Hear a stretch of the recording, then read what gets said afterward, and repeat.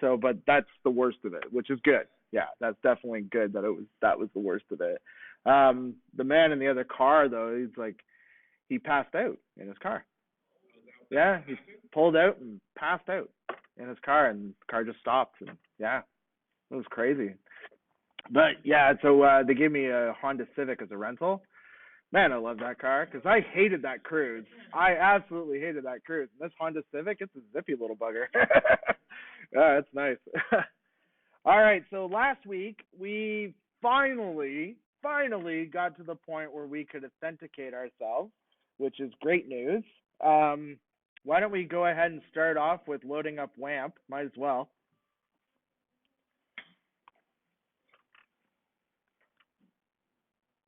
We'll get WAMP all loaded up.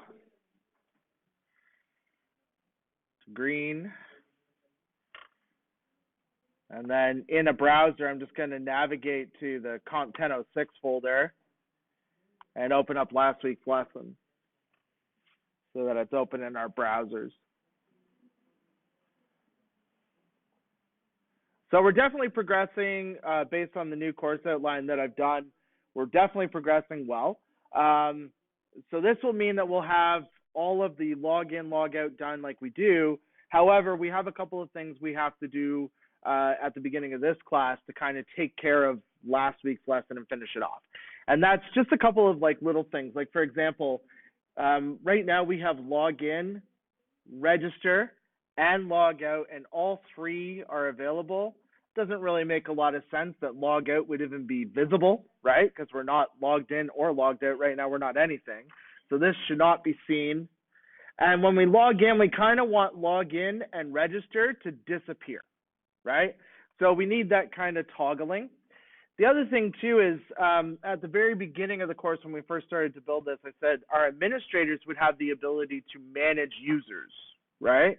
That means that they can view all of the users in our system and they can create new users when they're logged in. They have all that capability. They're also going to be able to actually look at individual users, right? So like when we go to view all users and we choose a user, they can see another user's profile. They're completely able to do that. However, a common user, just a general user that logs in, shouldn't have access to any users management whatsoever. And the only profile they should be allowed to see is their own, and that is it, right? So we're going to need to make sure we have all that in place. And here's another glitch as well. My profile, we shouldn't be able to click that unless we're logged in, right? Because right now it's not even connected to anything. So some of the changes we're going to make today are based on user experience, and then some of them are based on security. So we kind of have to cover both, right? So I think our first step is we're actually going to create some helpers.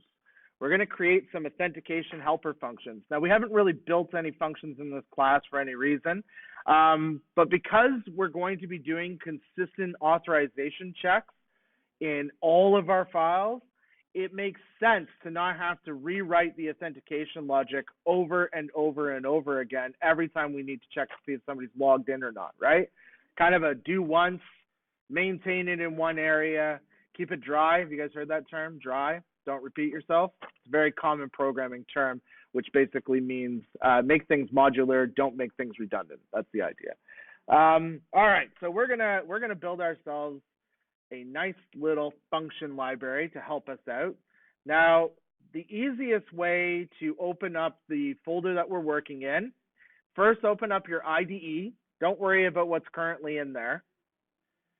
Go to the little W and click on the www directory. That'll open this folder. This is the folder being served by Apache. Click on your Comp 1006 folder, find your lesson 4 folder, and drag it into the IDE and drop it. And then that will open up that lesson in your IDE. And kind of a cool thing about VS Code that I really like, even if you're in another folder in some other project and you're working away and then you decide to open up another project that you've been working on, it will start it off with all of the files you had open last, which I think is pretty cool. That's a cool feature. Sublime doesn't do that, unfortunately. All right, but we're actually going to close these guys off.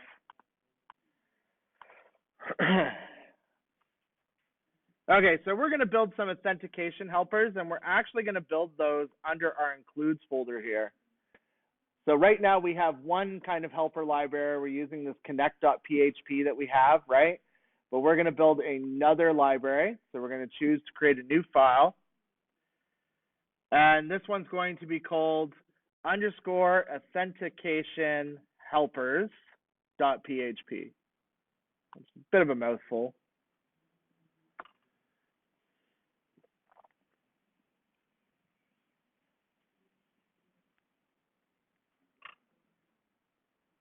And what we'll do in here is we'll create two functions that basically check to see whether or not our user is logged in.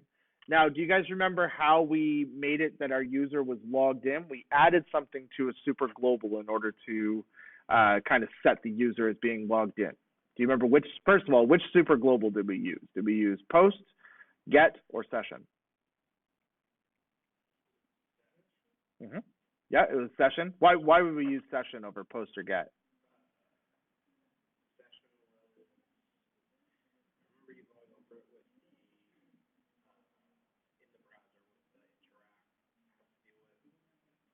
Lifespan.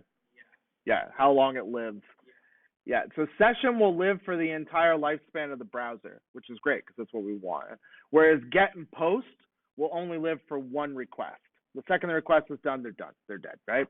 So by using session, we created a key on session called user, and then we literally stored the entire user record inside that variable, minus the password. We took the password off of it.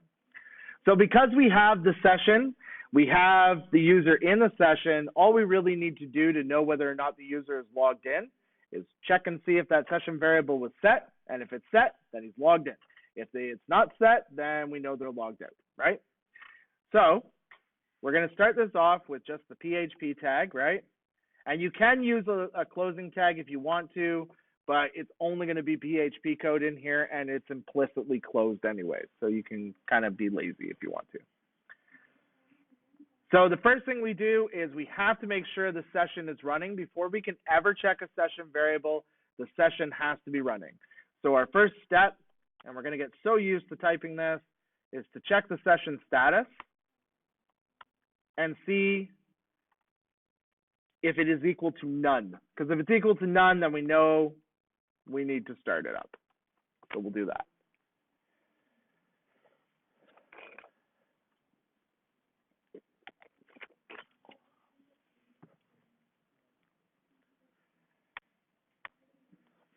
You guys are chatty today. All right, so once we know that we have a session and everything started up, we can go ahead and check the session, but we're going to want to do this multiple times, right? So the best way to do this, instead of always constantly writing the same code over and over again, we can turn it into a tiny, handy little function.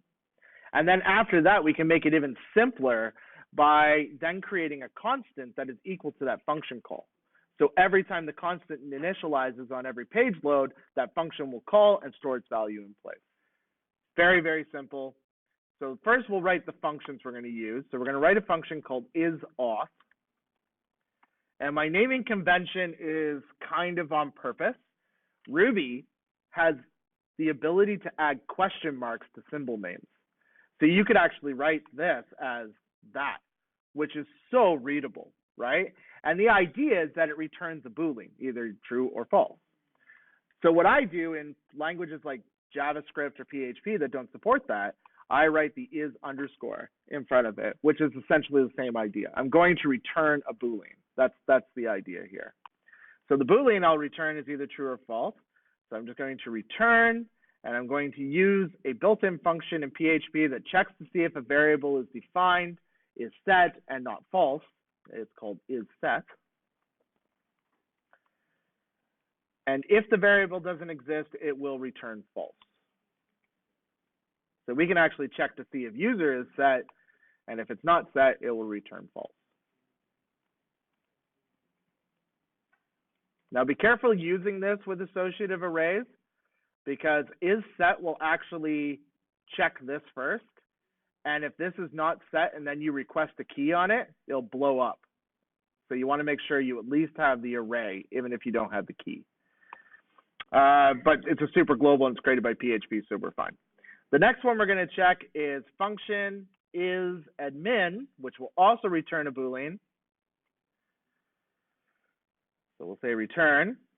And there's no reason to write is set session user again, right? Because we should make sure that they're not only an administrator, but that they're also logged in, right? Instead, we'll just call the function above. So return is auth. We'll do double ampersand, which basically means this condition and this condition. And the second condition we're going to check is to see if session user, their role is equal to admin.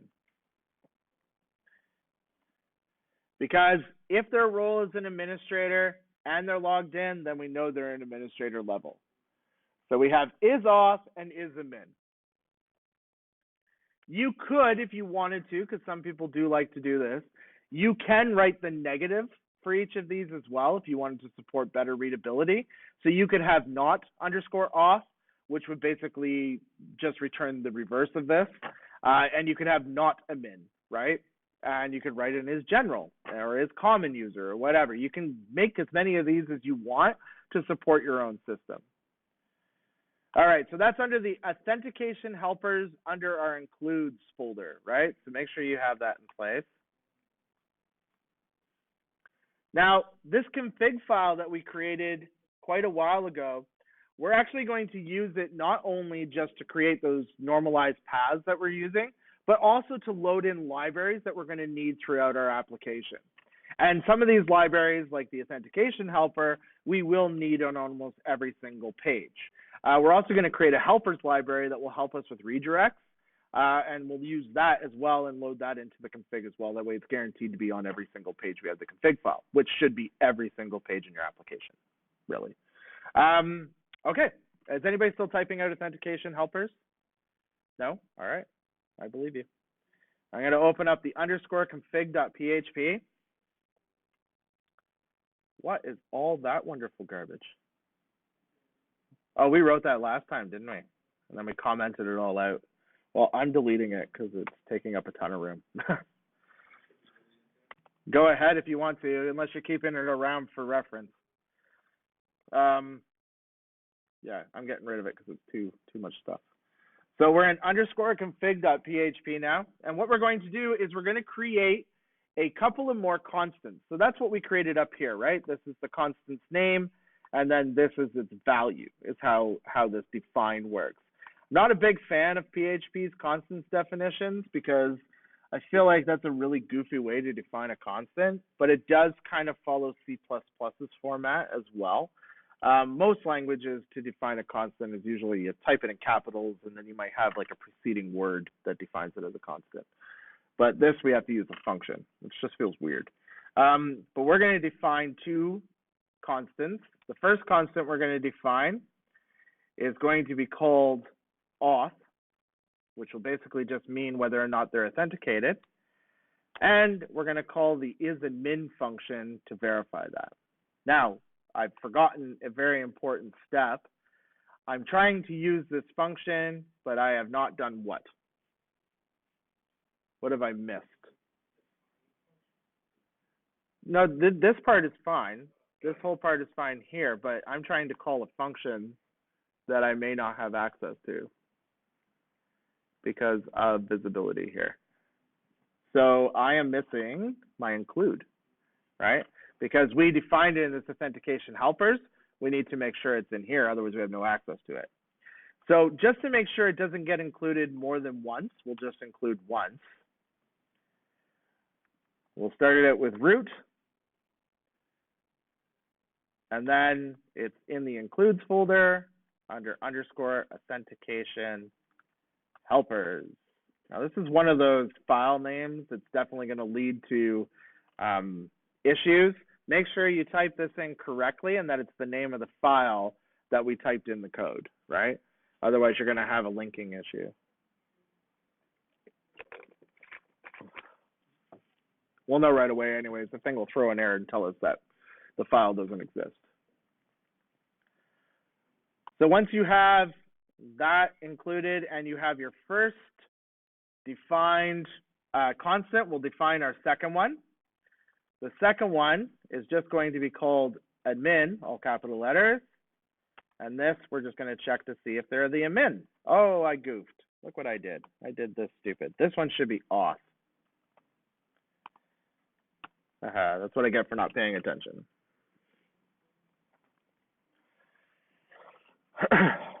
So we have our functions defined in the authentication helper.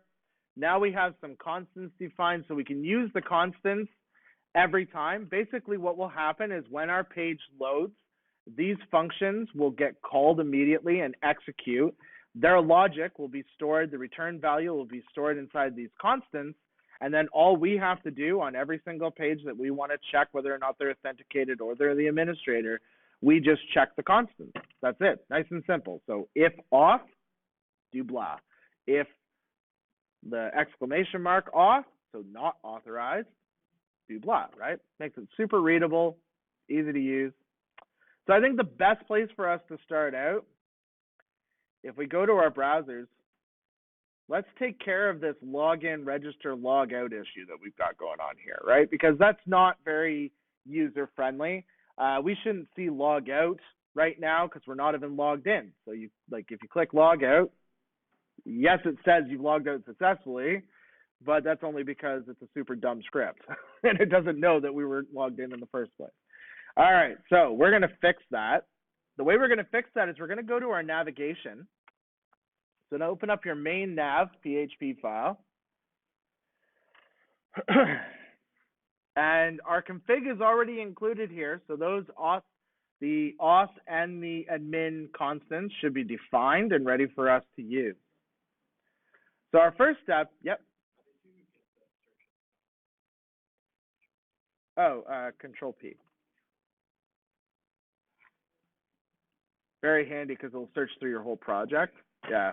There's another one, which is called Control R, and is, oh, maybe it's not. Maybe it's Control T is admin, and you can do function checks, yeah, to go find where the function was defined.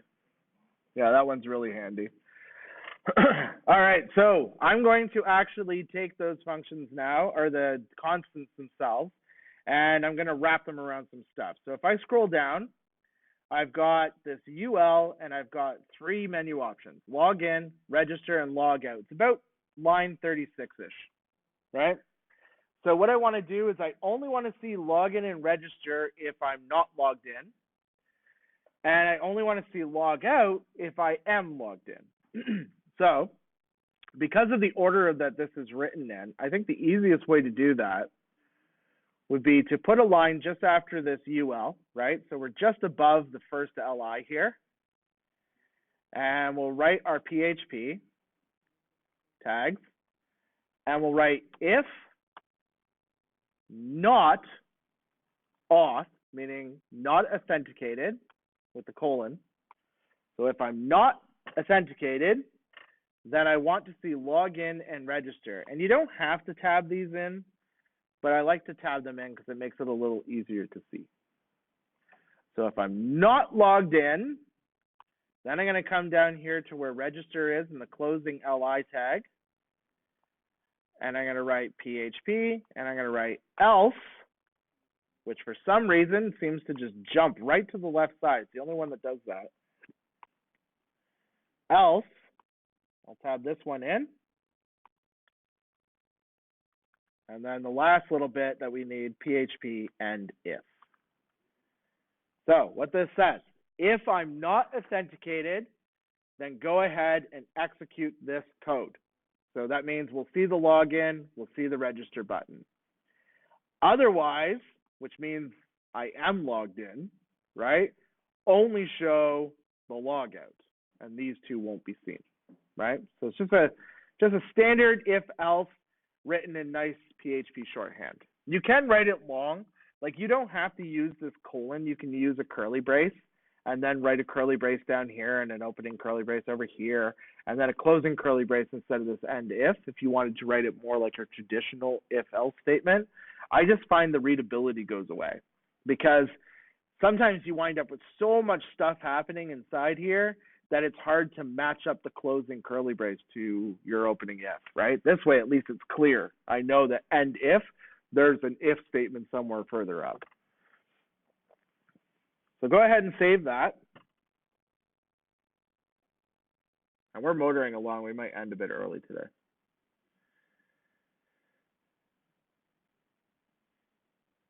All right. Anybody still typing? No? Nice. 10 people that show up are the fastest typers.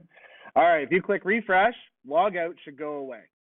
So now you shouldn't see log out anymore. You should only see log in and register. So let's go ahead and log in.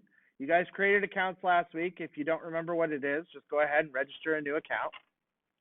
Yep. Oh, yeah. Oh, I can definitely go back.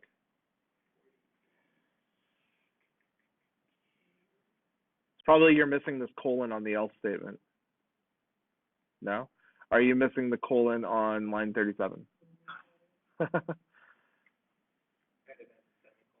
I mean, that's badass debugging from here, not even looking at your code. All right. So go back here. I'm going to log in. Second I log in and register disappear, and I only have the log out option now. Perfect. Nice user experience. Interface looks a little better, makes more sense, right? I mean, the user, if they wanted to, they could go new.php and get to the form by just typing the code directly into the address bar, right? That's not necessarily a good thing. That's kind of bad, because we don't want logged in users to be able to register other users, not for any reason. I really have no reason why you wouldn't want a person to do that, but it's not common. It's not the way it's done, right? So we're not going to allow it. So the way we can prevent them from accessing this page, what we're going to do is we're going to create another function. And what this function will do is, if they're not authenticated, or they're not authenticated. If they're authenticated, but they're not an administrator, then we're going to redirect them. So they'll hit the page and immediately bounce from that page to home or wherever we want to bounce them to.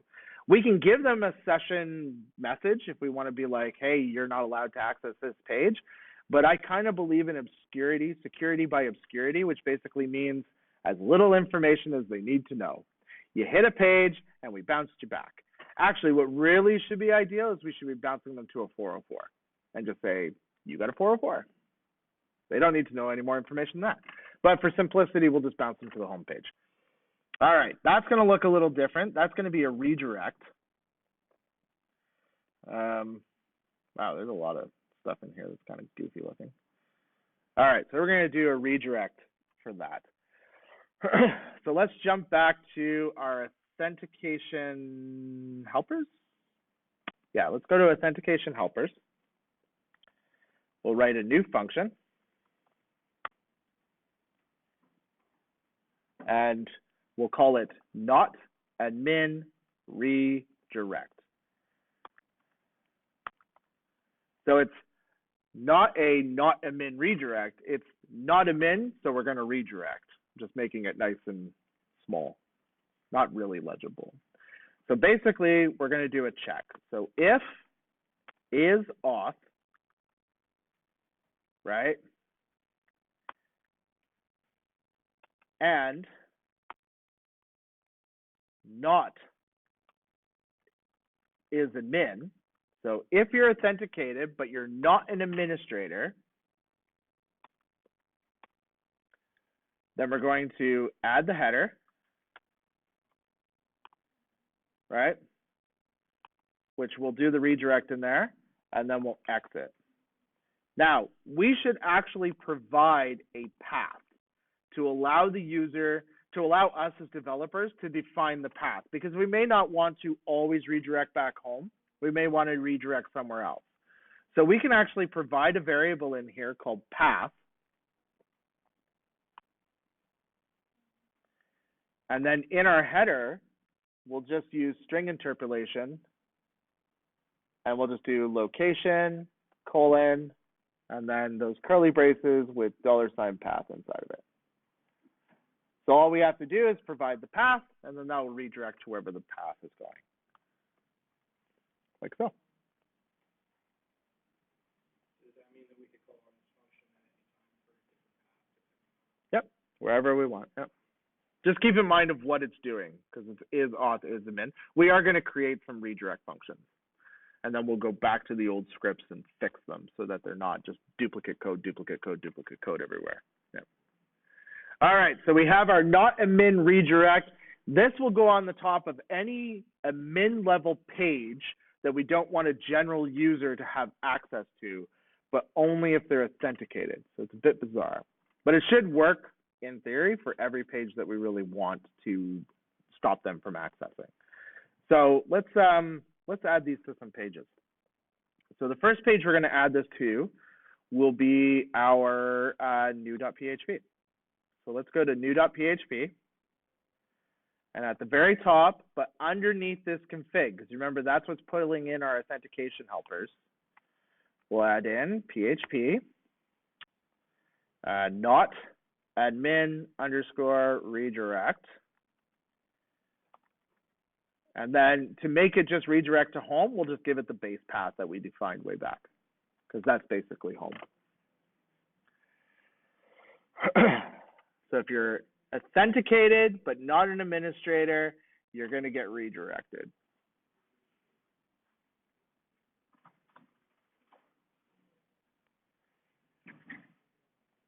So now here's the catch-22. New.php includes the form, right? So if I wanted to still submit the form, I could just navigate to the form directly. So now we have a problem, because now the user is at the form and we need to stop them from being able to submit the form directly. So there's a couple of steps. One, we're going to need to make sure this file exists in the form as well, but we have an include. Include will actually allow files to be included more than once, and it will literally just copy and paste those contents multiple times. However, because of the nature of our file, we'll wind up with conflicts. We don't want that to happen. The way around that is by changing this to an include once. What will happen is this file will get included once. So when we bring in the form, which will also have this include once on it, if the form is brought into the new.php file and that config is already included, the form will not include it. However, if they access the form directly, then it will include it and we get all of its functionality still.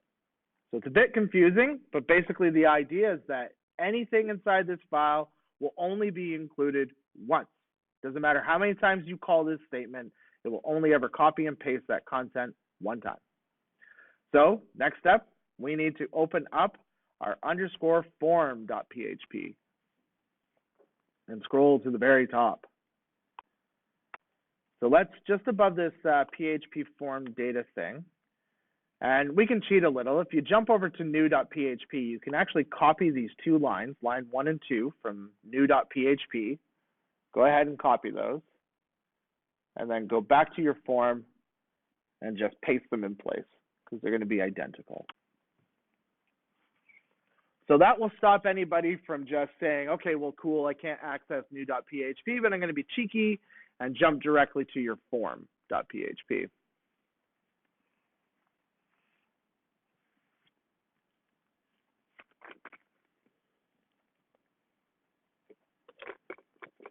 Now, obviously, when we implement edit, we'll have to do the same thing in edit to stop them from being able to edit as well. Well, actually, no, we won't, because we're going to give them the ability to edit their profile. So that's going to be a whole ball game all on its own. All right, so if we jump over to our browser, I'm logged in. If I click refresh, it should kick me back. Oh, but I'm an administrator. That's the problem there. Hold on. I'll log out. Register a user. I'm going to call my user ASDF, ASDF, ASDF at ASDF.com with the password of ASDF and the password confirmation of ASDF and submit that. Oh, the user already exists. Well, that makes my life a little easier. Here we go. ASDF@asdf.com, at the password ASDF, and submit. All right, they're logged in. Now I'm going to attempt to register a new user. See, it bounced me back to my home page. Oh, but I'm a hacky hacker, and I'm going to go to users_form.php and say muhaha. Nope, no access. Can't access. Cool, so our stuff is working. So that's more of the security side to it. That's not so much an issue of user experience. Now we're literally blocking access to pages so the user can't access those pages. There's nothing they can do. There's no funkiness they can do. Well, that's not entirely true. They could technically load in something like Postman or curl, and they could send a curl request as a post to our server and write directly to our create.php page, the page that's actually responsible for creating the user. All they have to do is basically replicate that form and just immediately send it directly to it. We can stop that too. Same idea, this not a min redirect. Go ahead and copy that not a min redirect. We're going to need it. Then we're going to open up our create.php. There's no underscore in it. And we're going to come up just underneath the include once config, and we'll paste. And then we need to get rid of these PHP tags.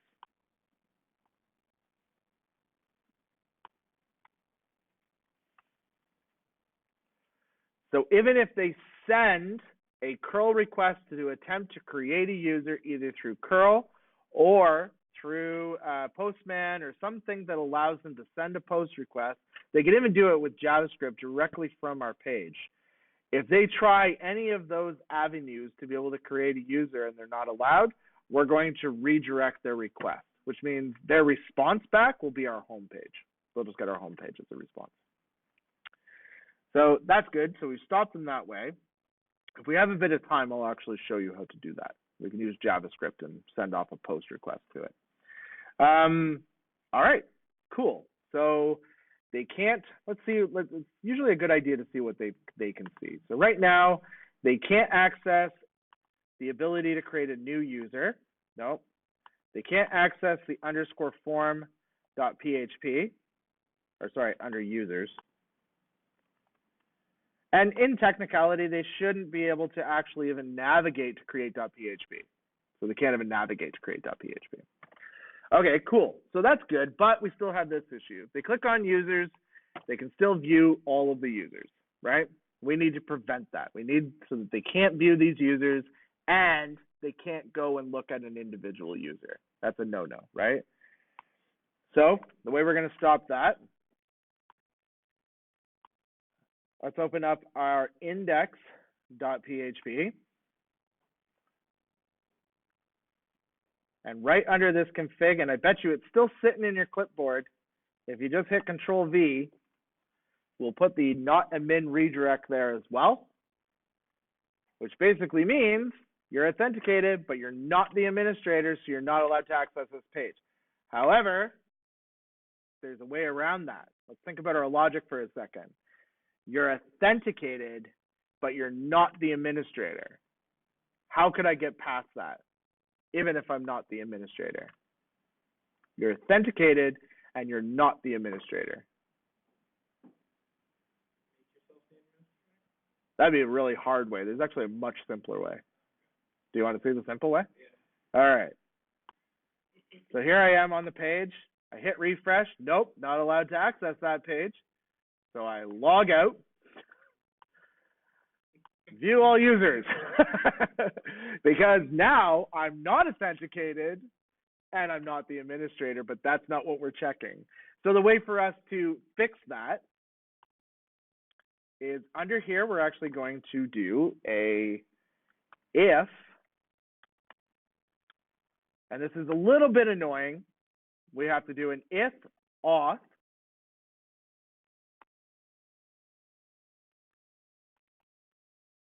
and so if auth How does this work? Actually, no, sorry. It's if, what am I doing here? I need to basically check to see whether or not they're authenticated, because if they're not authenticated, they're not allowed to access the page. And then if they're not the admin, we want to redirect them. I think this is going to wind up being totally unreadable. So why don't we fix that by adding in a bit of a different authentication helper this time? Why don't we just add a redirect function? That makes sense. Let's do that. So we're going to open up our pages. Just leave your current mess where it is. And under includes, we're going to create a new file. And this one we're going to call _helpers.php.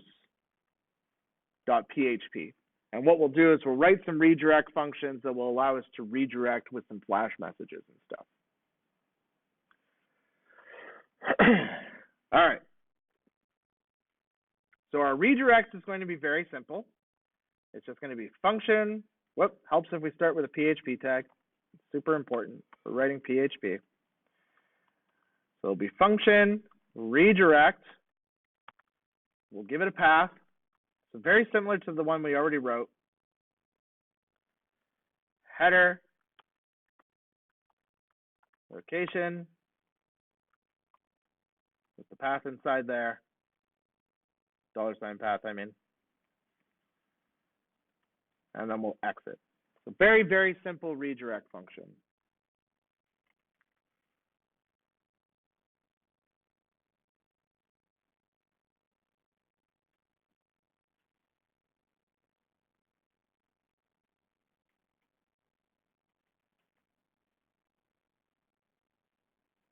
And we'll add a few more after this, but we'll do this simple one now just to meet our needs.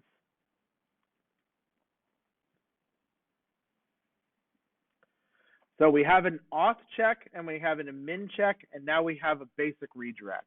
So we can do those three things.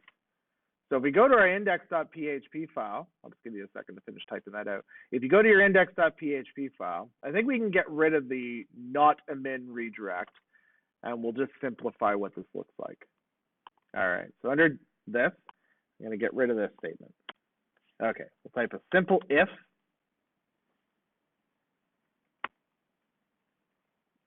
And I'm just going to type redirect, and we're going to send them to base path.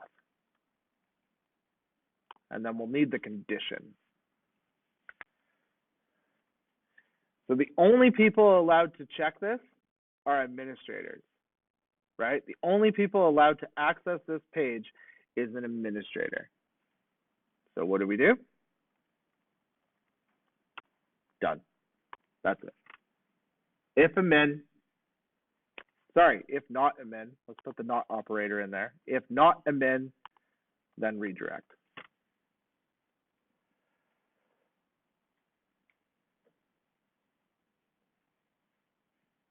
So this doesn't care if we're not auth.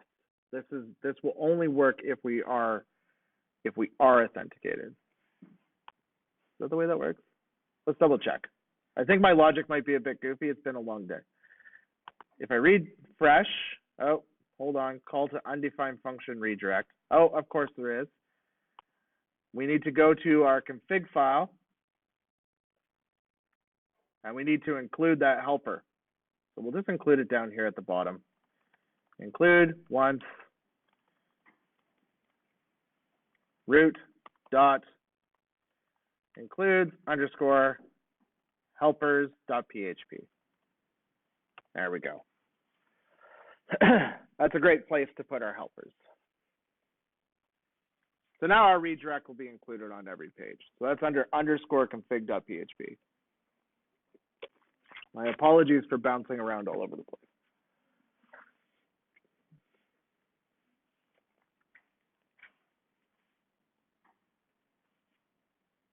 So you're just typing this one out here. And when you're done, if you go back to your browser and hit refresh, it should redirect. Yeah, it redirects. And if I try to go there directly, I can't get there anymore, right? Let's just make sure it still works, though. If we log in as an administrator level and then go, we should be able to see it.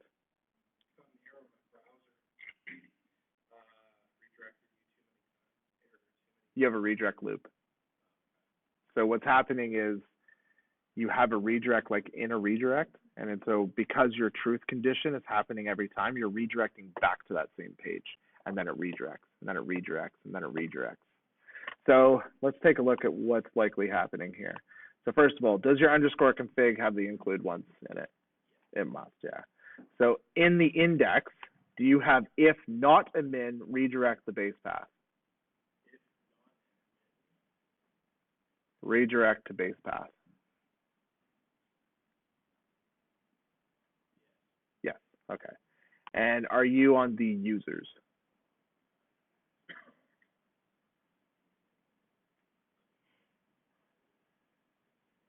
You can get there from just the menu option too.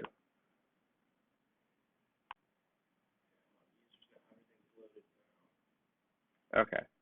So what I think might be happening, if I log in as a non-administrative user, which is our next test, and then I try to access users, nope, my redirects are working.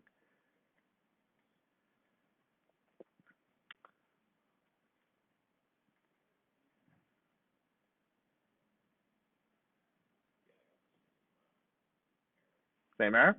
Okay, give me 1 second then. And this is on the index page, correct? So the last check is to let's look at our helpers. Your function redirect path, right? Header location to path, exit. So the exact same code I have here. That's super weird. I'm going to do one thing.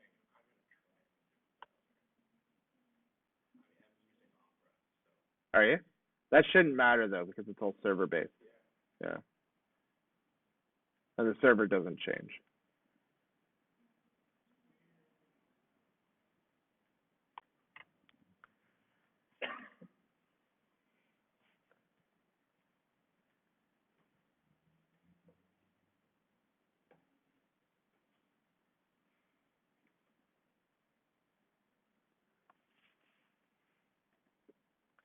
For the rest of you, if it's working, open up show, because that's the next place we need to fix is the show page. Still same issue? Okay. Let's do show, and then we'll take a break, and I'll help anybody with some errors. Okay. So what you'll notice right now is my profile is the show page, and that's totally fine. When I go to my profile, I should see my profile. So that's one thing that I noticed yesterday when I was teaching Monday's class. I noticed that the my profile link, we don't have it actually set up with our profile. We never did that part for whatever reason. So let's fix that first. So if we go to our browser or to our IDE, open up our main nav and find the profile link, which should be about line 22 to line 24 in there. And you'll notice, I'll just shrink the sidebar here. It says href base path users show.php ID equals, and we're missing the rest of the stuff that we need after the equals sign, right? What do we need there? We need the PHP that actually inserts the ID for the user. And I think we left it blank. We'll put an inline echo statement in there. I think we left it blank because we were still creating the user at the time. So $_session user ID is what we want. So this here is what we want there. But it's likely going to blow up. If we're not logged in, that is going to explode on us because we don't have a user key, and then we're trying to access ID on null. So we will get ID does not exist on null, is what it will say. So the good news is we don't even want to show this menu option unless a person is authenticated anyways. So, and that includes administrators, right? So what we'll do is we'll wrap the whole LI in an if condition that basically says if you're not authenticated, then whatever, right? So we'll do that by question mark PHP if auth, because only authenticated people can see this. I'll tab this in, put some space around it a little bit.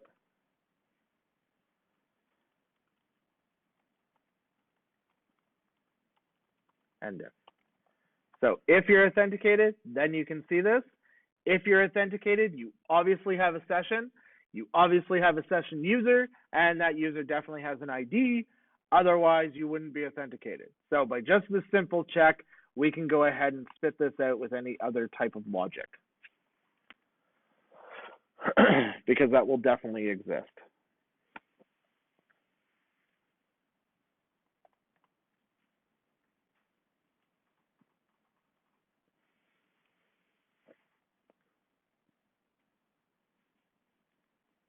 So these are the 3 lines you're writing. Those 3 lines.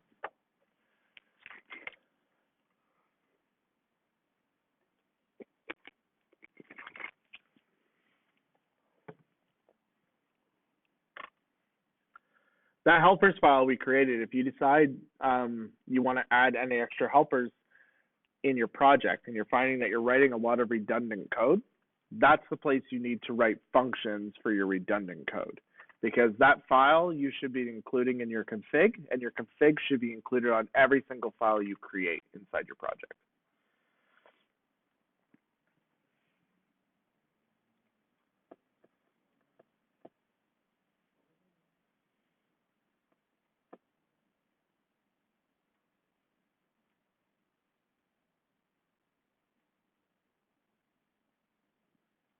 Are we good, Shane?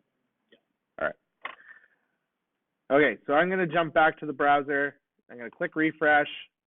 Right now I can see my profile. If I log out, profile disappears. I can no longer see it, right? And I shouldn't be able to see it. So I'm going to log back in as just asdf.com with ASDF. If I hover over the profile actually now points to an actual profile, and I click on it, and there's me. I can see my profile. That link is now working properly.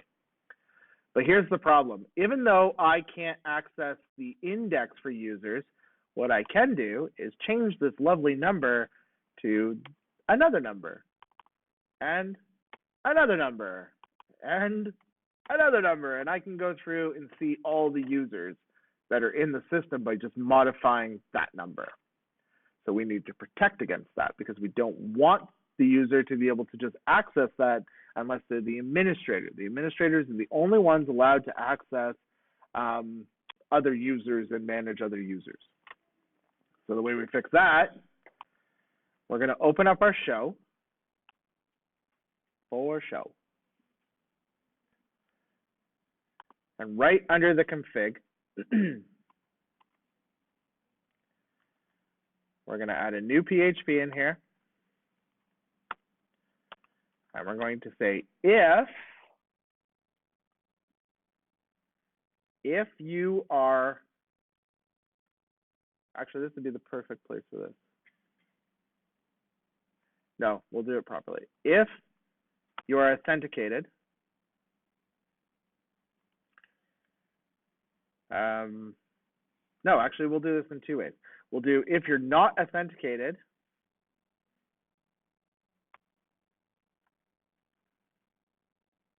or, this is a bit of a weird one, so add another set of parentheses in there because we have to encapsulate this one, or you're authenticated and you're not the admin, okay? So this is if you're not authenticated, or you are authenticated but you're not the administrator. Then redirect to base path. So we'll just send them home.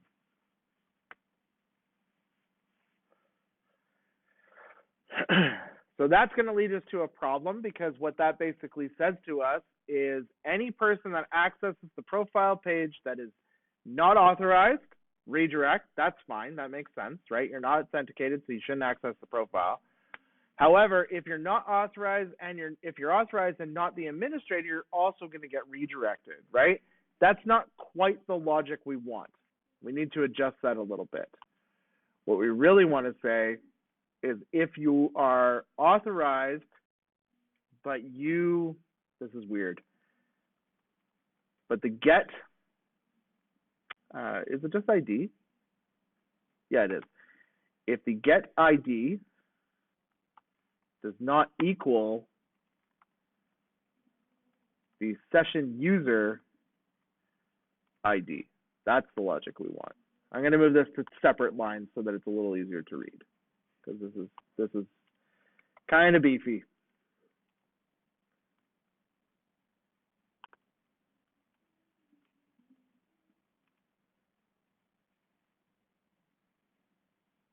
There, that's a little easier to read.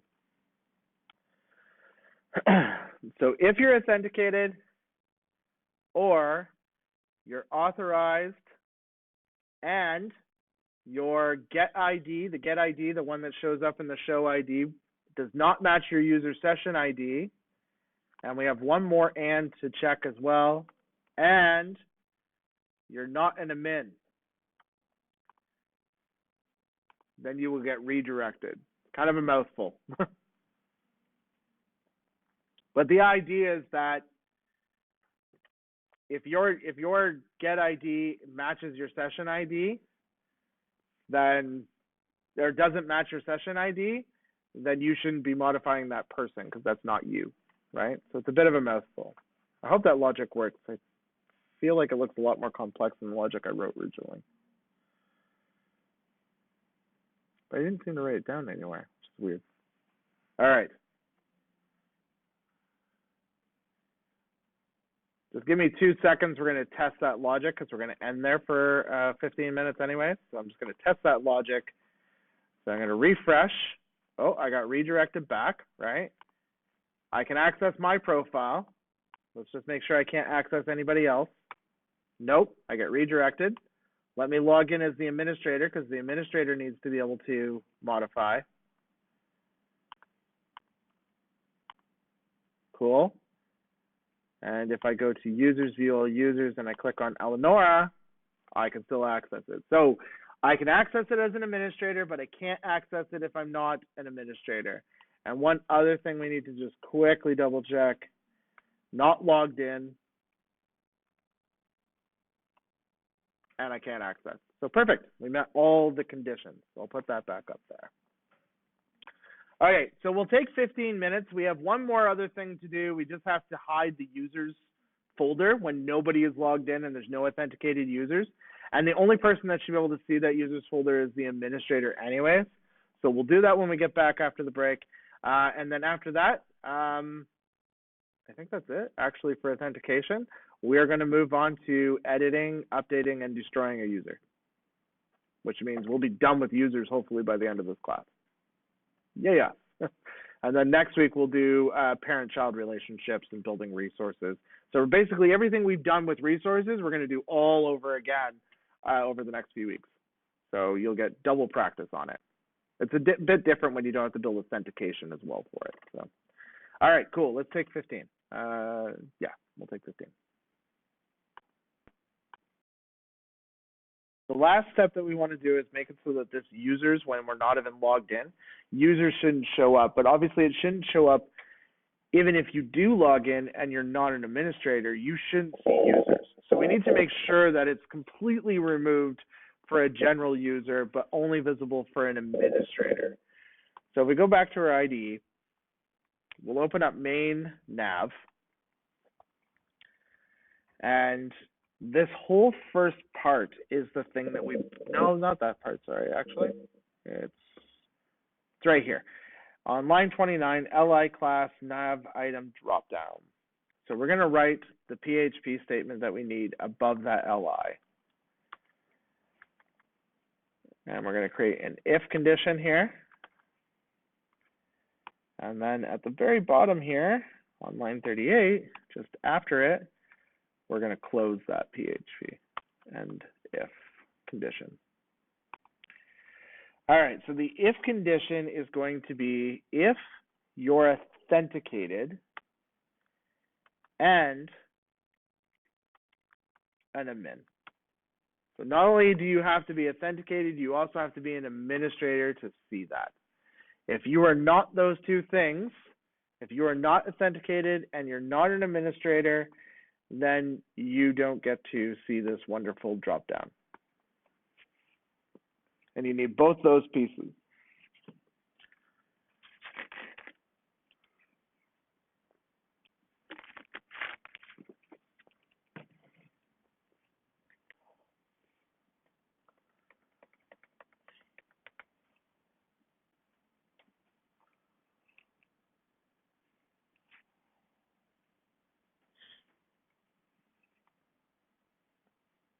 All right, so if you jump over to your browser, hit refresh, the users should disappear.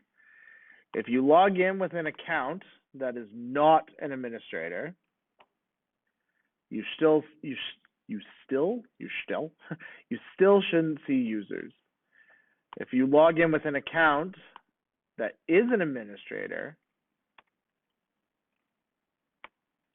you will see users. Okay? Now, I just noticed something. I hope I'm just being silly, but it looked like my profile was not there either. Oh, no, it's there. Yep, good, it's there. Awesome.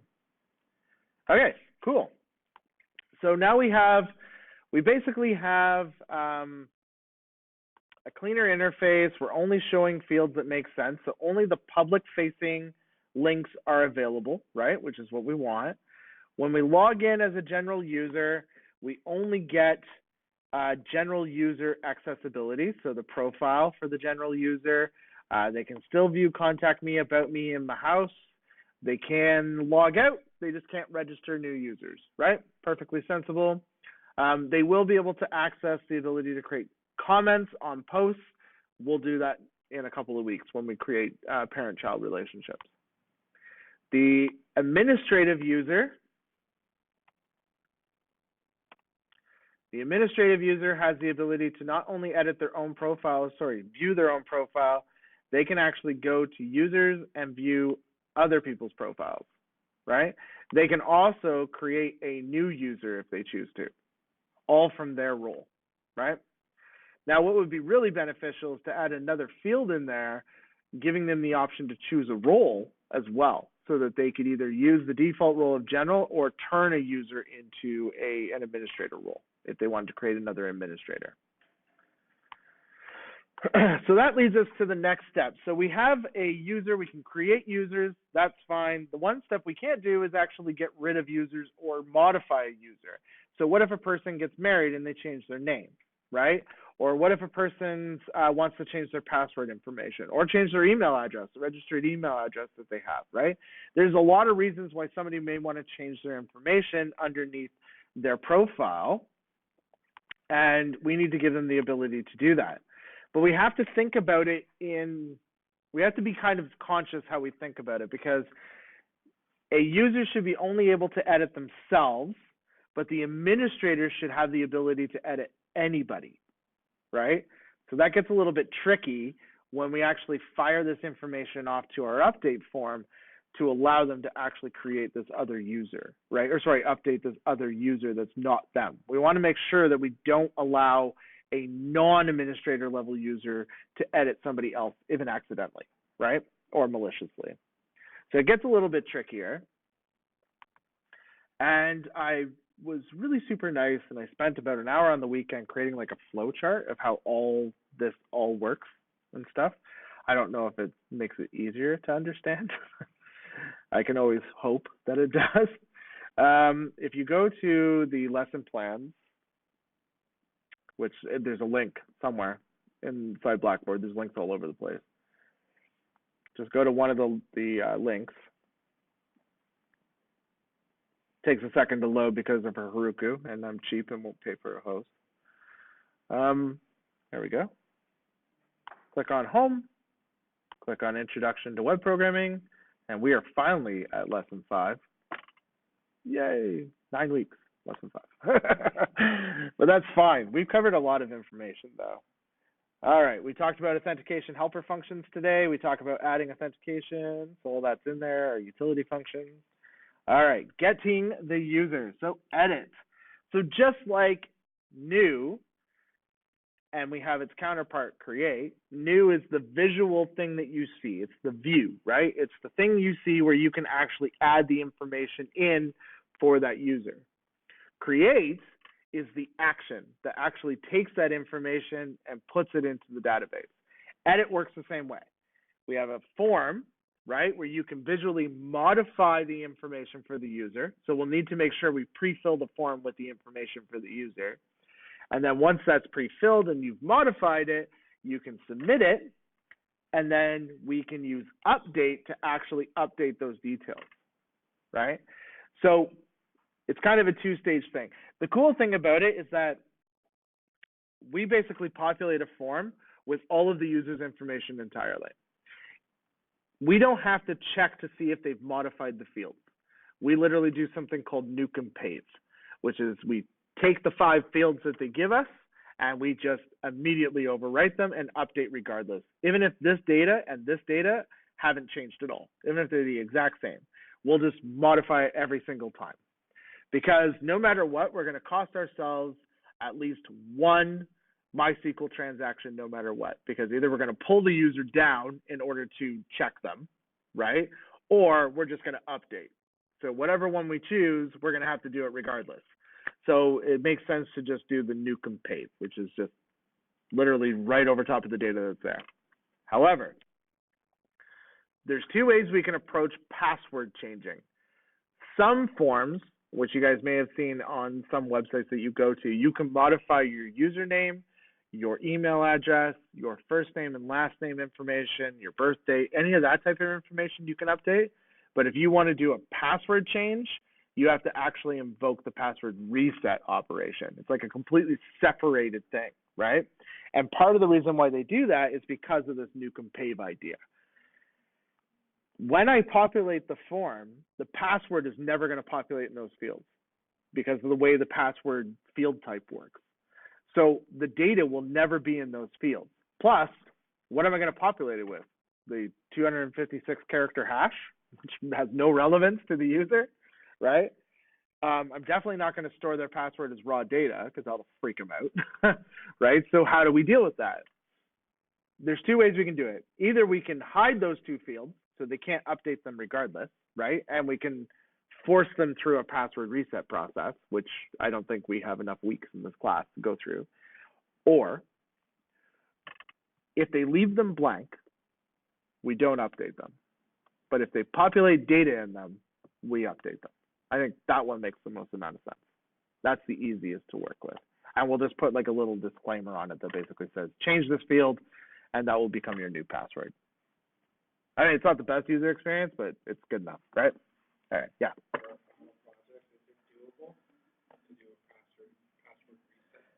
It is, yeah, it definitely is. So all you would do is take them to a separate form, like a direct separate form where they fill out their old password and enter in their new passwords and hit reset, and then that changes out the password. Outside, not logged in? No, verify through email verification. Yes, you can. That gets a lot trickier because that's going to require us to have to set up SendMail, which can be a little tricky. But once you have SendMail, it also requires us to set up tokenization, because what we have to do basically is we have to say, this user has requested an email, this user has requested a password like reset. We create a token, we add it to their user account saying that the request is currently in transaction. They click the link, the token gets deleted, they change their password information or not, and then they leave. If they don't do it, the token gets deleted and somebody else finds that stray link somewhere and clicks it, they can't do anything with it. Yeah. So that's the idea of it. But it becomes a really big process to get there. So not in the scope of this class. Yeah. Oh yeah, there's tons of information on how to do password reset information. There's like full tutorials on how to go through the invitation process. Yeah, and that is definitely bonus mark material for sure. Yeah, yeah. All right, cool. So editing a user combines the strategies. This is the good news.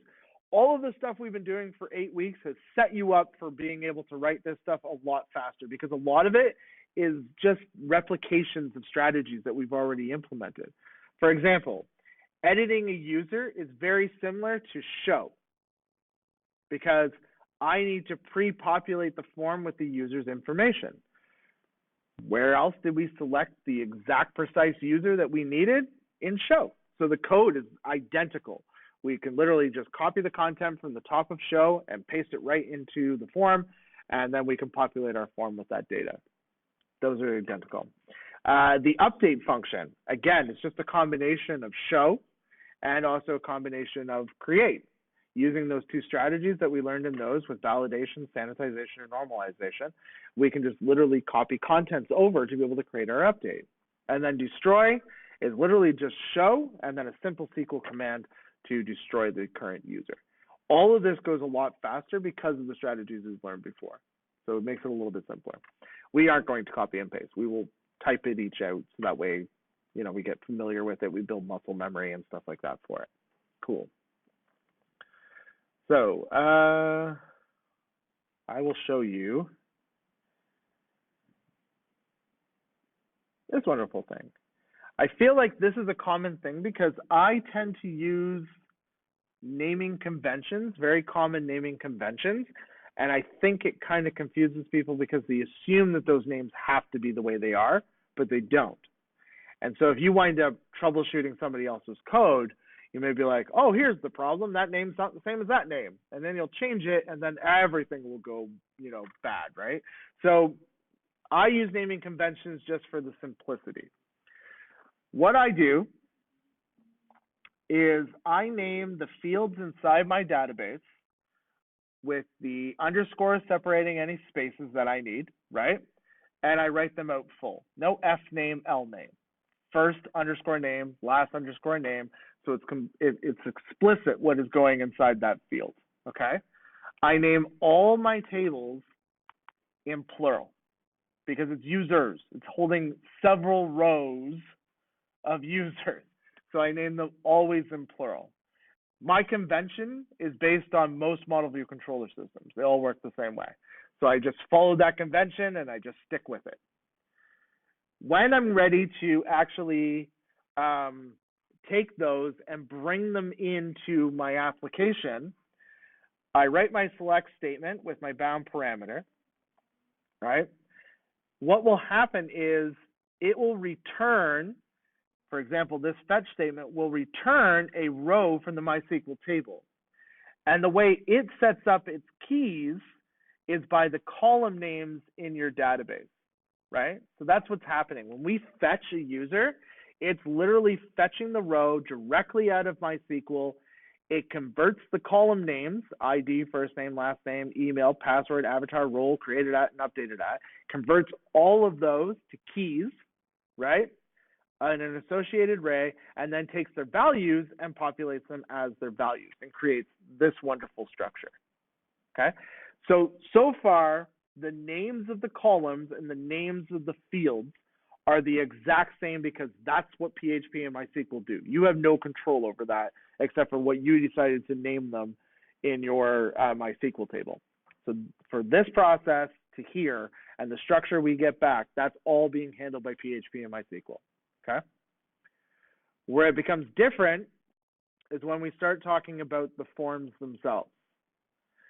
This is where I start to adopt proper naming conventions. I can tell my form to have whatever name I choose, right? So I choose the name that the form field is going to have. So to me, logically, I'm asking you to put your first name in. Why would I make that field name any different than what I've made it in my MySQL table? It's a lot easier for me to just make it the same. Just make it identical. So this doesn't have to be first underscore name. It can be literally whatever you want it to be. But for convenience and ease of use and to make things a lot clearer, it's better to name the fields inside your forms the same names as the fields inside your database. It just works so much easier.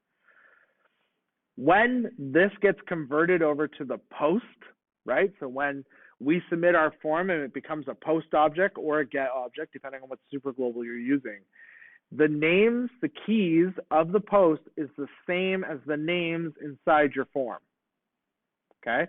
That's a PHP thing. You have no control over what happens in the post That's converted from the form over to the post body, right? So this is basically how that works. This is kind of interesting. So in my fields, in my table, this is my users table, I have an ID, first name, last name, and email column, right? Over here, I fetch. Inside my fetch, I have an input table called, or an input field called called ID with the name ID, and it's hidden. This is what I'm going to do for edit. That way I can keep track of the current user that I'm working with. Then I have another one. These are not all supposed to be hidden. I must have been copy and paste errors here. This one here is first name. It's just coincidentally the same name as what's in the MySQL table. Doesn't have to be. It just makes it more convenient. The third field is last name. Same, right?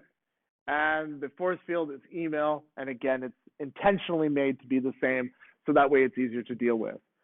When this gets submitted, this is the post object that gets created. PHP creates this post object.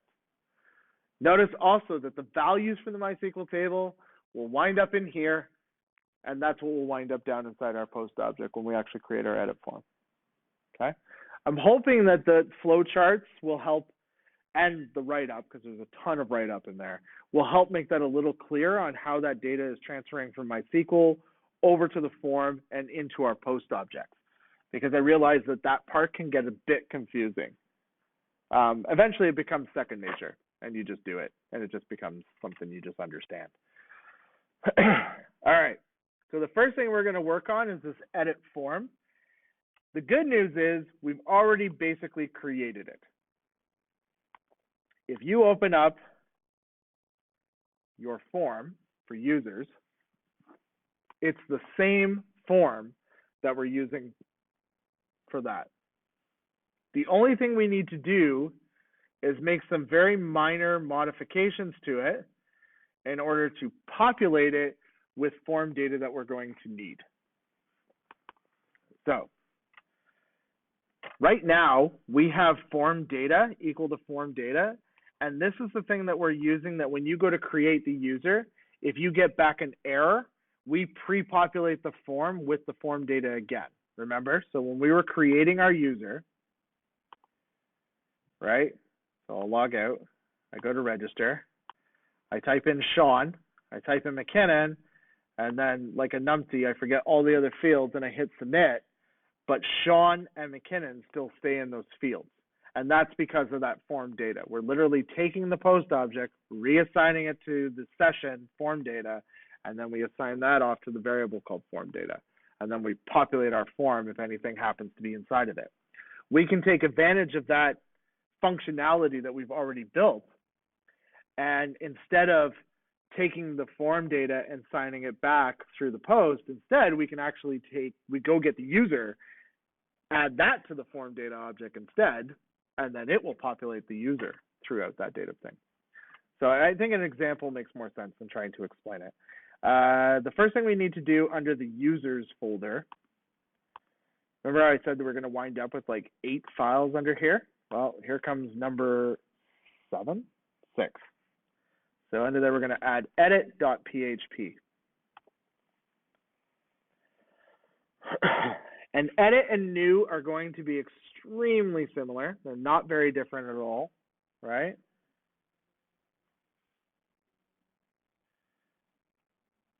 So first, we'll do this step by step just so that we get used to this. We're going to include once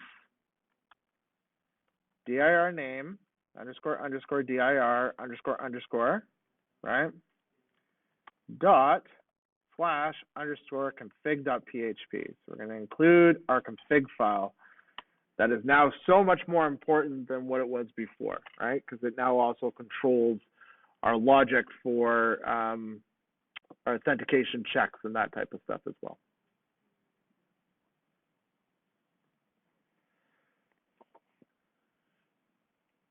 Now, it probably wouldn't hurt for us to do an authentication check here. If the user is logged in and they're editing themselves, they're fine. But if the user is logged in and they're not an administrator and they're trying to attempt to edit another user, that's not okay. We need to redirect them. They should not be allowed to edit another user. And we need to be cautious because they can even use this, even if we don't allow them to actually edit the other user, they can still use this form to view another user's details. We don't want that either, right? So we'll write PHP, and I'll separate this up just because it's going to be kind of a lengthy one. Basically, we're going to say, if you're not authenticated, right? So if you're not currently authorized,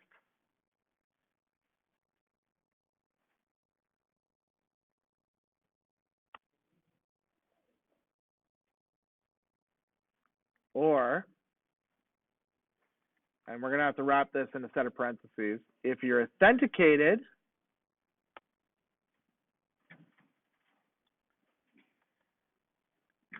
and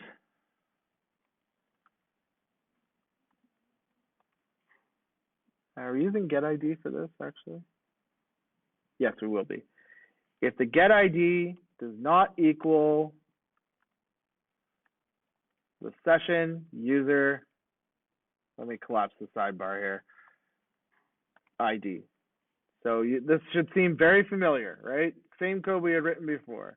So if you're not authenticated or you are authenticated and your getID, does not equal the session user's ID. So in other words, the ID that was provided in the GET request is not the same as the current logged in user. And you're not an admin, right? Because if you're an administrator, you can go ahead and do this. Then we're going to redirect your hackerness off to the home page.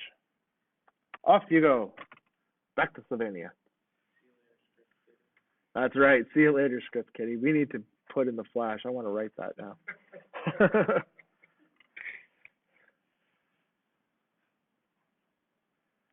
So that's good, right? So now, if they're not an administrator and they're not authorized, right? They're not authenticated. They're not allowed to edit themselves, right? So they can't access the edit page. Cool. That takes care of our authentication issues. Our next step. We're going to retrieve the user. So now we already have a session started. I've written in here to start the session again.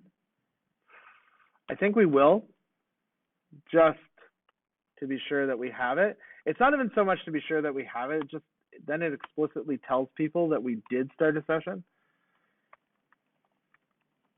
But I think it's redundant, actually. I think it's actually quite redundant, but that's fine. Just makes it a little bit clearer. So we're going to get the user, okay? And we're going to return back the user. So we're going to say, first we need to include our connection script. So we're going to include once root dot includes underscore connect dot php. So we're going to include that. And then we'll assign the con variable equal to connect.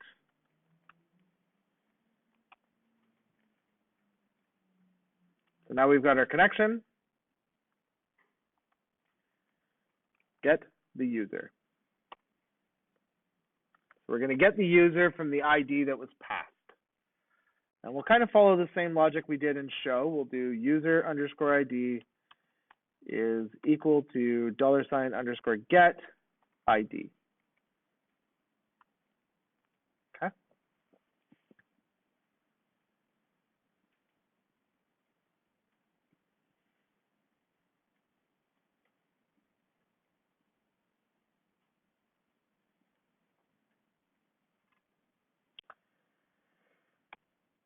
Then we're ready to write our SQL. Super easy. It's just select star from users where ID is equal to :ID, which means that's the placeholder, right? That's our bound parameter. Yes, sir. So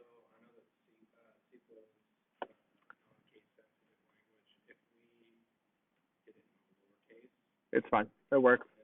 Yeah. I literally do it just because it separates the commands from the thing, but yeah, you can.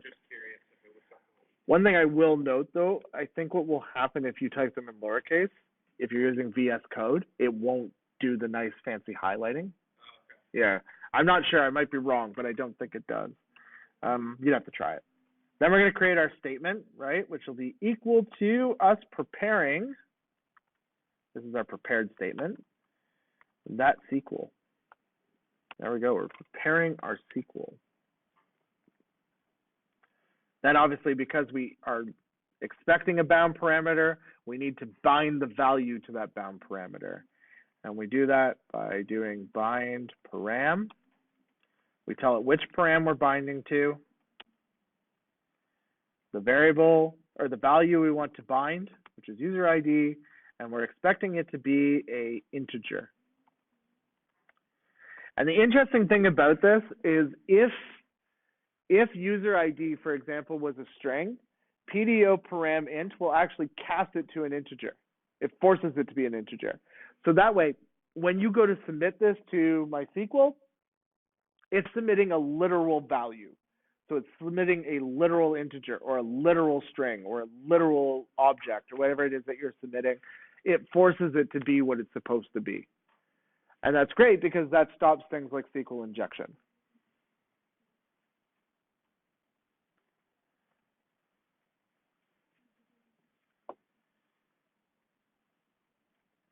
Next, we're ready to execute, the thing I tend to forget.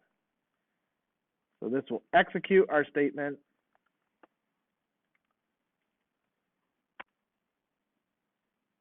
And then as long as the user exists, we're going to assume the user does.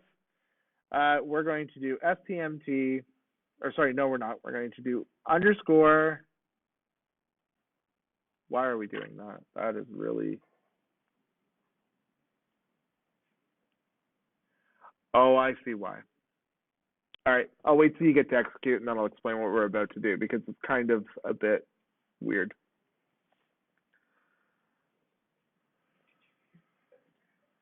Just a little strange. We're taking advantage of something we did in the past. All right. In our header file way back, we defined the flash variable, right? So we called it flash data. And we took our session flash data and assigned it to it. And the reason we did that was so that we could basically unset the session flash. That way, if the page refreshed, the flash message only stayed for the one page fresh, and then it was gone after that, right? Hence the term flash message, lasts for just a flash. We did the same thing with the form data. If the form data came back, we assigned it to a variable called form data, and then we would use it inside the form. What we can't do is just go $form data, don't write this, $form data equals stmt fetch, because this is going to get overwritten. No, don't type it because it's going to get overwritten. Okay? We can't do that because a little further down on this page, we're going to include our header. Here's our header. And what is header going to do? It's going to overwrite that variable on us. So what do? We don't set this variable. We set this variable. And then we just let header do its thing. So we're kind of like tricking it a little bit. We're going to give it the value we want.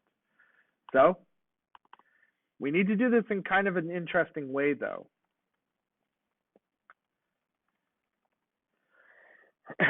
We need to be cognizant or aware, I guess would be the easier word to use here. We need to be aware that when our user submits their data, if they make a mistake, we're going to return them back to the form to correct their mistake. If they've made changes, we need those changes to take priority over the user we're fetching. Right? A little bit. The good news is we can actually do it easily by just going make it equal to session form data. So in other words, be equal to the session form data if it exists. Otherwise, make it equal to STMT fetch. So either it's going to be equal to the session form data, which would come back from update. If there was any errors or whatever, we just return back the form. Otherwise, if that's empty, we're going to make it equal to the user that we're going to pull back.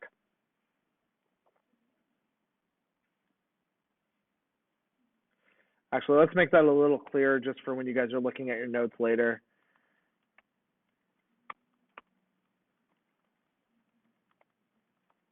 Just so it's a little bit clearer and easier to understand what's happening there. There you go. That makes a little bit more sense. So either it's going to be equal to the form data from the form that gets submitted to update, or it'll be equal to the user that we retrieve. Not user, sorry, user.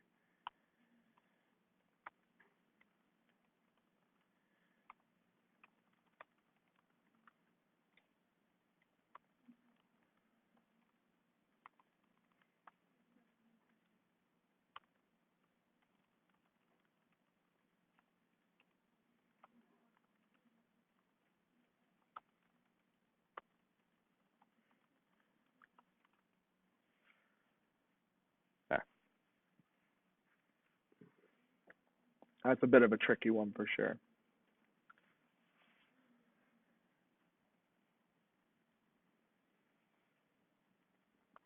So it probably wouldn't hurt for us to give our page a title. And I did this a long time ago. I created this variable, and I don't think I ever talked about it. I created a variable called title, and it actually gets spit into the header and becomes the title at the top of the page. But I don't think we ever actually addressed it. I think I just kind of did it and then forgot to mention it.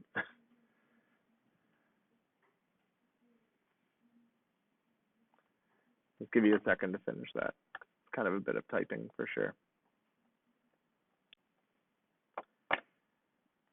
While you're doing that, I work with a guy named Connor, and Connor actually does the North OT stuff with Chris Naismith, and he's a big part of the college. He's very tall, he's got long blonde hair and glasses, and he looks like a big Viking.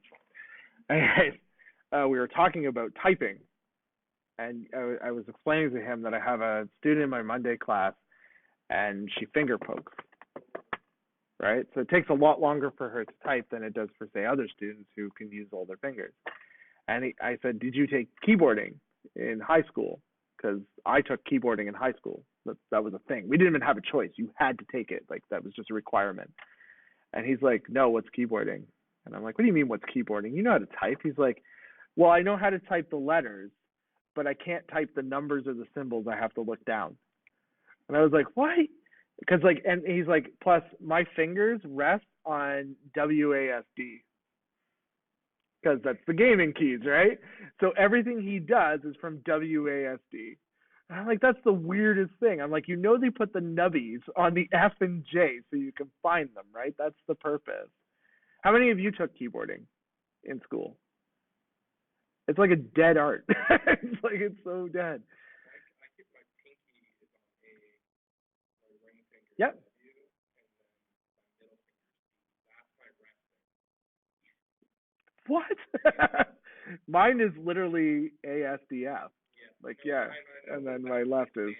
But I game too, and I guess naturally, I mean, I don't. Now you're doing the W just automatically. Yeah. All my friends think I'm weird because, like, if it's the game, I use my ring finger to move forward with W. That is strange, because if I'm remapping my fingers to a video game, it's ring fingers on A, W is middle, and index is D, and then I toggle the middle finger up and down. Like, yeah. I play a lot of World of Warcraft, so it's easier for me to reach hotkeys with my index finger. That makes sense. Yeah. I play City Skylines and moving around the map. It's like, yeah, it's just so much easier. Or I play Diablo, which is just clicking. And Diablo 4 is coming, totally announced. Super awesome. So excited. I was there. I was 16 when Diablo 1 came out, and I played Diablo 1. Yeah. Well, at least you got, what, 4 years before they release it? So there. All right, so we've got got everything in place. We're basically going to have that user land there. So the next piece, I just want to show this. Under the header.php, you'll see the title tag here. And notice it says either $_title or Sean McKinnon's portfolio. Now, you could change that to your own thing if you wanted to. But if we set this variable on our page, it will override and automatically create that for us. And it should already be there. So we're going to do that in our edit, actually. We're going to create that variable for ourselves. So I'm going to create a new PHP block because I like to keep these ones separated. That way, if I ever want to move them, I can. And it's $_title, not in capital letters, equals, and we'll make this nice and friendly for a user. So we'll say edit. I wonder if we can do this. We might be able to get away with this like this.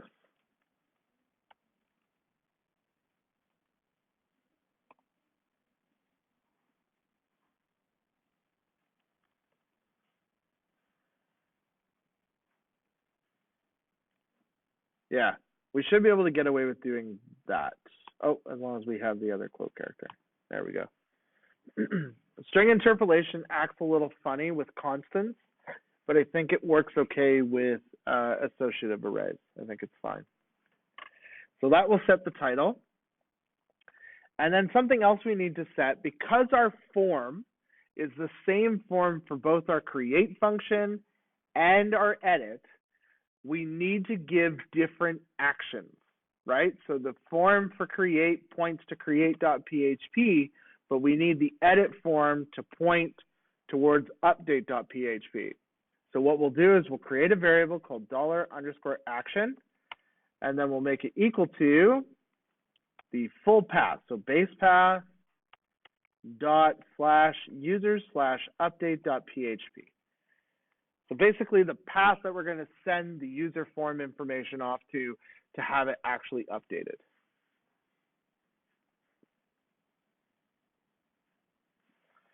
Now, after all of that, we're finally ready to include once the root dot /partials /_ header.php. And now our header is in place.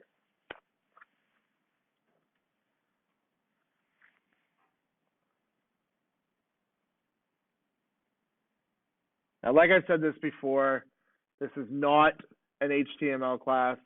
I don't want to go through all the tedious, process of typing out HTML, because otherwise we'll be here all night. So instead, what we'll do is we'll just open up the new.php. So open up new.php, and everything in these two divs here. So from 11 to 29, right? Copy, exactly. Copy and paste. CMP, folks. There you go. And then where it says register a new user, we're going to replace that with our $_title. We'll just let it do double duty. So we copy and pasted all that HTML in, and then we just replace the title tag.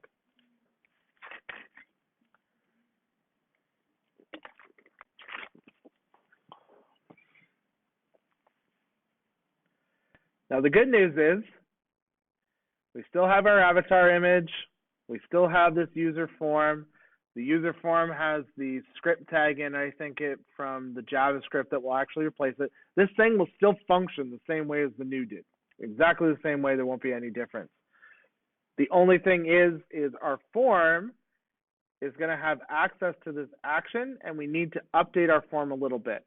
We need to basically say that if you're not a create, right, then please go ahead and submit this as an update.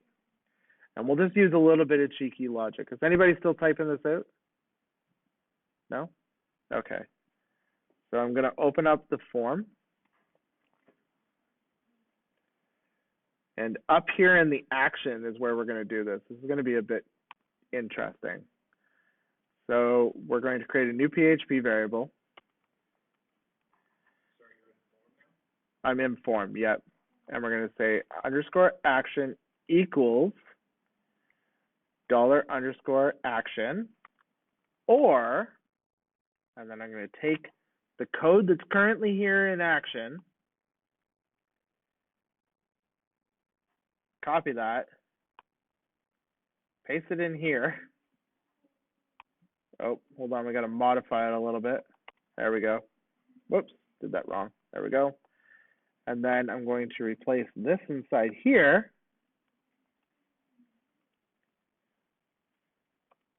with $_action,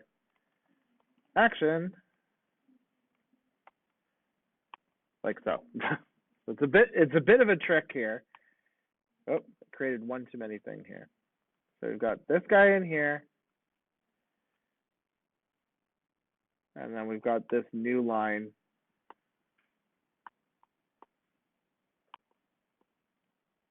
here. So essentially what we're doing is if there's an edit action, because we didn't actually define a variable called action under the create, so we're fine. But if there's an edit action, then we'll go ahead and swap that in. Otherwise, our default will be to create. So if we're not updating, we're always creating.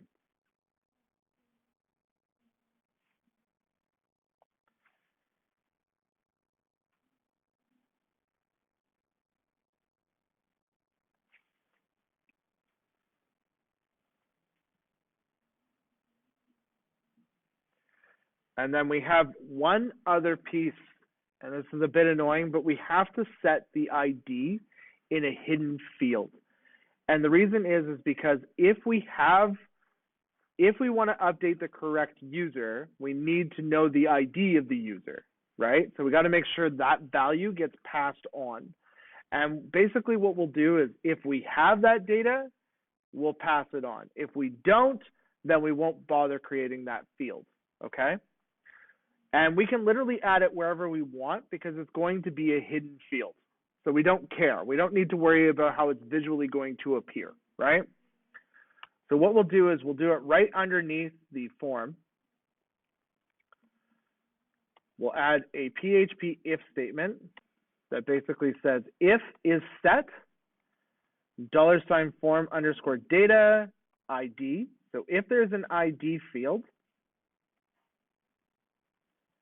PHP end if, okay.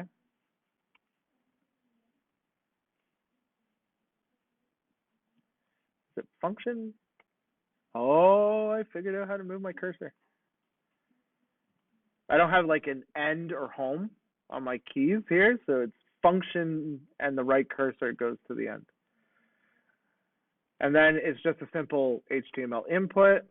It's called type hidden, which will literally make it invisible to the page. It doesn't require a class.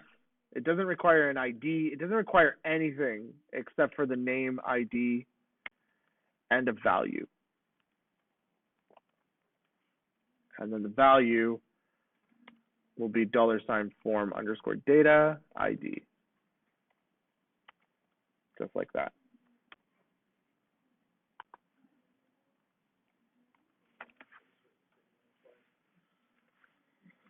I'll highlight all the lines that we're working here with.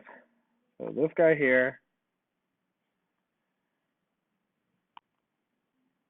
that guy there, and that guy there. That's all the code we've written. That's all the code we'll write, actually.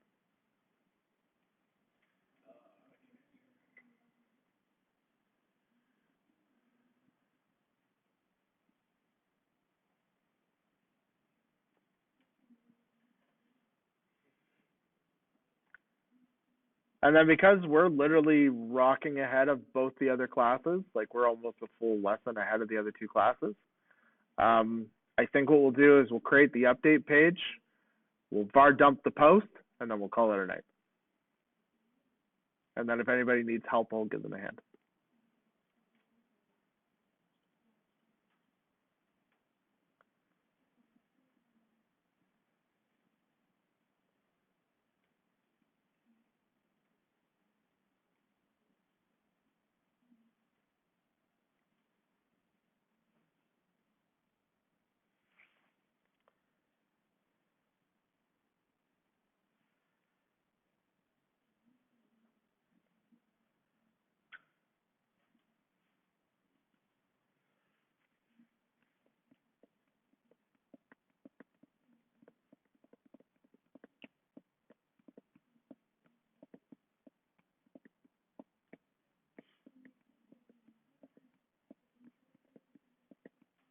All right, anybody still typing that out?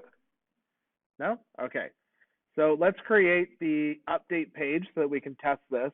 So under users, you're going to create a new file called update.php. And in there, just write a simple PHP tag and then var dump $_post just to see if what we get back. That's really all we care about right now.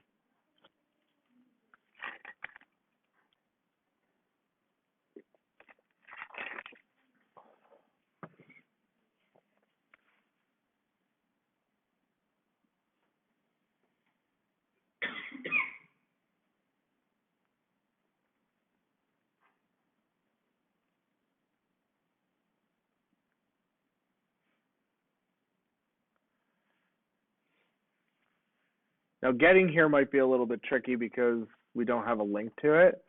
So we'll just kind of cheat a little bit. We'll go to one of the shows and then we'll do an edit, right? Because we need to be logged in as administrators to do this anyways. So jump back to your browser, log in as an administrative user. So make sure you choose one of the administrator users you've created. And right now it says show.php. I'm just going to literally change the word show to edit.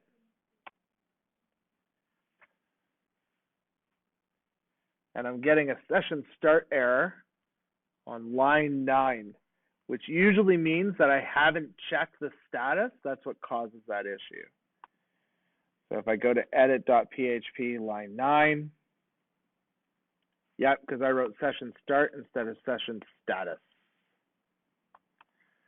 That should say session status on line 9 on edit.php. Sorry about that.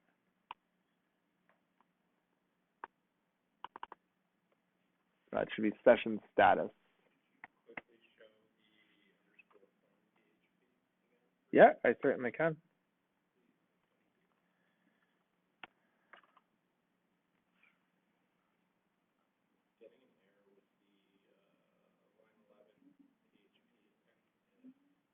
Is your if condition on line 9 ending in a colon?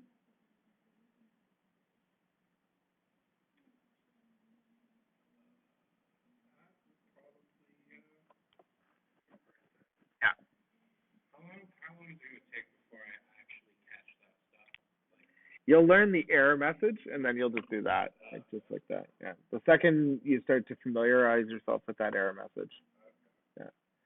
Now if you refresh, yeah, it should work. So you should see that your form is populated with the details of your user, right? So the selected user. And if you change that number to like 23, there's user 23, there's user 22, right? You can just change the number. So it's edit.php !ID and then equal to whatever user it is that you're tampering with, right?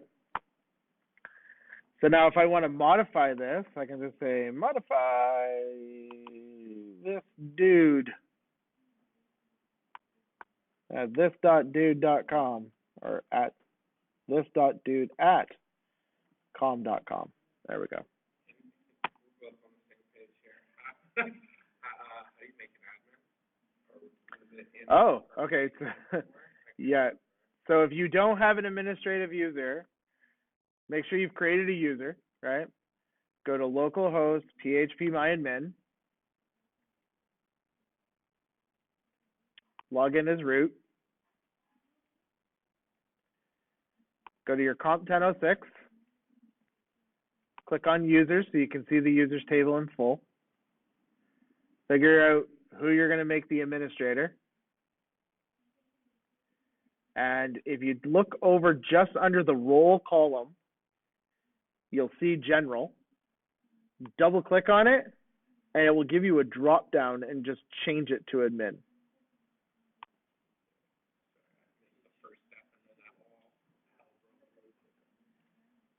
So comp 1006, users, yep. Find that general column beside the user that you want to make administrator. Double click the word general, and then from the drop down, choose admin. And the second you click off, it will save.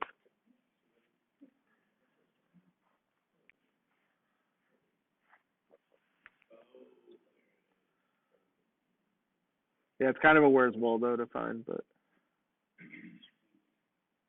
so now that user is an administrator. So in the real world, in the industry, you would create something called a seeding file. And what would happen is your seeder file would be in a directory that is not accessible from the web. So it would actually be outside of the Apache delivered folder. Okay. And then what happens is you run PHP CLI, which is the command line tool. You execute your seeder file, and the seeder file would create an administrative user. So they look simple. It's literally just the same SQL you've been typing everywhere, but you would just create that user for you. So that way you can do it and control it a little bit more, as opposed to tampering with the database, right? You should never really be tampering with fields in the database, because I've seen it happen before where you meant to do it for this user, you accidentally did it for another user, and then you dodged out and went for lunch, and that guy had a heyday. Yeah, stuff like that. All right, so now you have an administrative user. You should be able to log in as your administrative user. And once you modify this, just click submit, and it's just going to spit it out to the screen. That's it for now. We'll do update next week because it's like 35 lines of code. So